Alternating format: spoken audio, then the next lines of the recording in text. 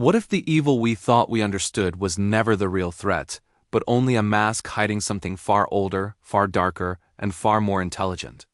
The Nun 3 begins by pulling us straight back into the suffocating silence and fear that defines the Conjuring universe, reminding us that Valak was never truly defeated, only pushed back into the shadows.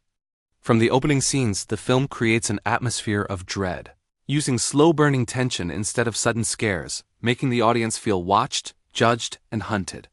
The story subtly reconnects us to the events of the first two films, showing how the past refuses to stay buried and how every ritual, every prayer, and every sacrifice left behind a spiritual scar. The setting of The Nun 3 plays a crucial role, taking place in an ancient, isolated location steeped in centuries of forbidden worship, a place where holy ground was once violated and never purified.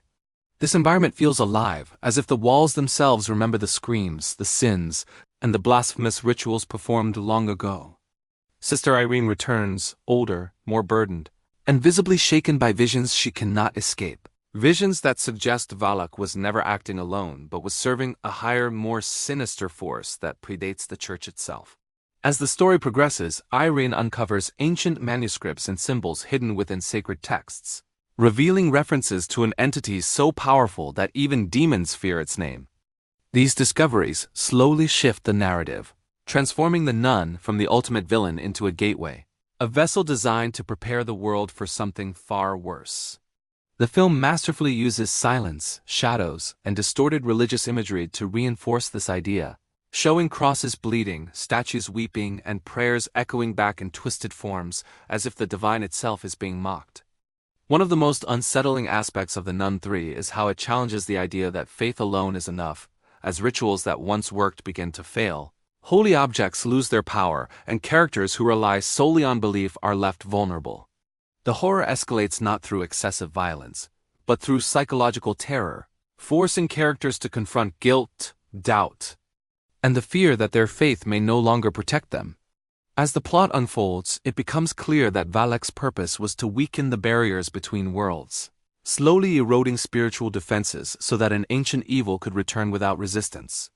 The film drops subtle clues through background details, whispered Latin phrases, and brief visual flashes that hint at a much larger mythology within the Conjuring universe, connecting past cases, cursed objects, and demonic encounters into a single terrifying design. Every major scene feels intentional, packed with symbolism that rewards attentive viewers, making the horror linger long after the scene ends. When the climax arrives, it does not offer comfort or closure, but instead delivers a chilling revelation that the battle fought was never meant to be won, only delayed. The final confrontation feels desperate and fragile, emphasizing how small humanity truly is when facing forces that have existed since the dawn of belief itself. In the closing moments, the film leaves us with an image that feels deliberately unresolved, suggesting that evil has not been destroyed but merely repositioned, watching, waiting, and learning. The last line, the final sound, or even the final silence serves as a haunting reminder that some doors, once opened, can never truly be closed.